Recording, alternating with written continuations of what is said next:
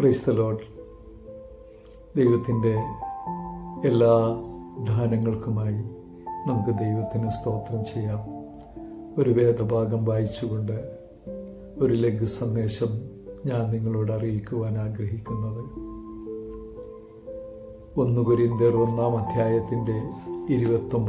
വാക്യം. ദൈവസന്നിധിയിൽ ഒരു ജഡവും പ്രശംസിക്കാതിരിക്കേണ്ടതിന് തന്നെ.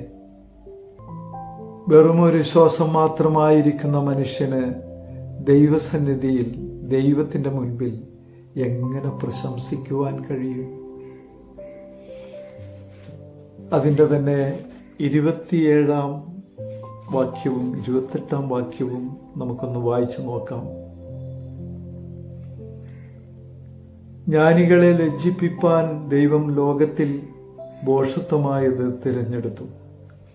ബലമുള്ളതിനെ ലജ്ജിപ്പിപ്പാൻ ദൈവം ലോകത്തിൽ ബലഹീനമായത് തിരഞ്ഞെടുത്തു.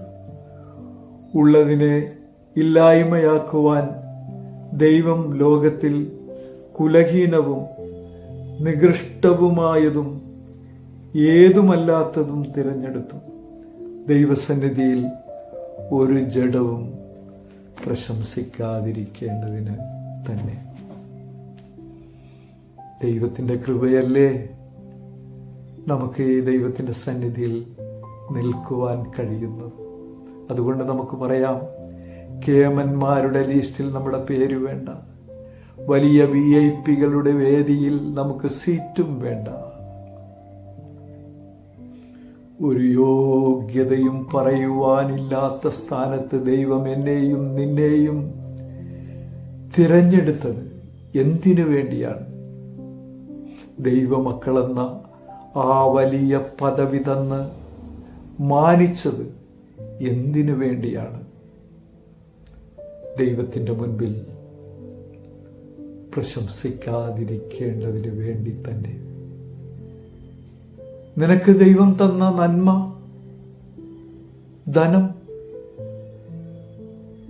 സമൂഹത്തിലുള്ള നിന്റെ സ്ഥാനമാനങ്ങൾ, പ്രസംഗിക്കുവാനായിട്ടുള്ള നിന്റെ കഴിവുകൾ, പാട്ടുകൾ പാടുവാനായിട്ടുള്ള നിന്റെ കഴിവുകൾ, അങ്ങനെ എത്രയെത്ര കാര്യങ്ങൾ, ഇതെല്ലാം ആയിരങ്ങളുടെ അനുഗ്രഹത്തിനു വേണ്ടി നിന്നെ ഏൽപ്പിച്ചിരിക്കുന്നതാണ് എന്ന് നീ മനസ്സിലാക്കണം.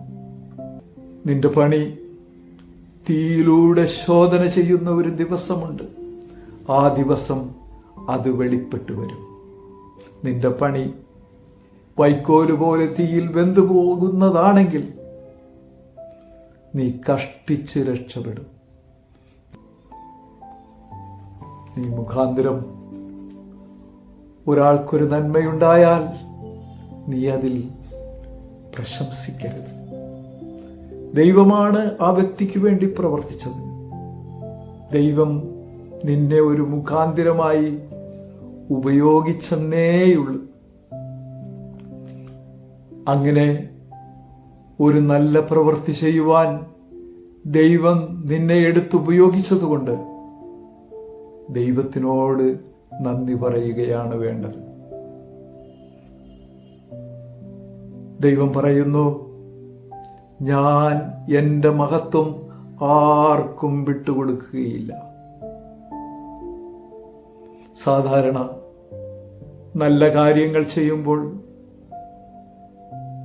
സ്വയം പ്രശംസിക്കുന്നത് നമ്മുടെ ജഡത്തിൻ്റെയൊക്കെ ഒരു ബലഹീനതയാണ്.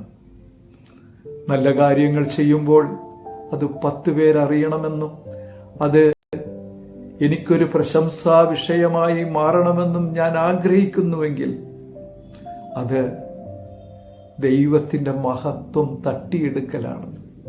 ദൈവം അത് ഇഷ്ടപ്പെടുന്നില്ല. നിനക്കൊത്തിരി കഴിവുകളുണ്ടായിരിക്കെ, ഒരുപാട് അവസരങ്ങൾ നിന്നെ തേടി വന്നുകൊണ്ടിരിക്കുമ്പോഴും നീ ദൈവത്തിൻ്റെ കൃപയ്ക്കായി കാംക്ഷിച്ചുകൊണ്ട് അവൻ്റെ ബലമുള്ള കൈക്കീഴിൽ താണിരിക്കൂ. ദൈവം നിന്നെ ഉയർത്തും. ആമേൻ.